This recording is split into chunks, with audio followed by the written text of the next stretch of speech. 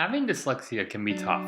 Individuals often deal with letters jumping around, letters running together, or letters being flipped around. Dyslexia has long been characterized as a reading disability, but what exactly is the definition?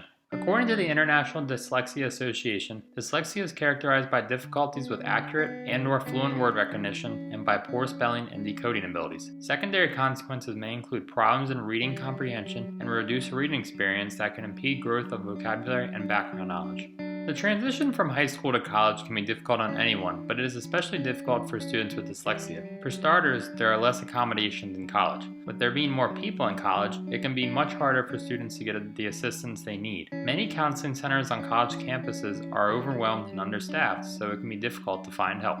Some of the struggles dyslexic students deal with are time spent in class, self-advocating, independent learning, access to teachers, designating time to study, teaching styles, and responsibilities of being a college student. Despite this, students with disabilities aren't shying away from college. In fact, data shows that more students are coming to college with disabilities. A 2017 study showed 11% of the 20.4 million students expected to attend a college or university have some type of learning disability. Many students are hesitant to admit they are having trouble in class. Due to the stress and anxiety, students often blame themselves as they are unaware they have a learning disability. They may feel they are just dumb or stupid. Well, that's not the case. Most dyslexic students have an average or above average IQ. Students going into college with a pre-existing mental health challenge can see their symptoms worsen. Not being around a typical support system, changes in routine, and being independent all go into those symptoms worsening. It isn't uncommon for students with a learning disability to also have a mental health problem. Between 25 and 40% of people with learning disabilities also experience mental health problems. So,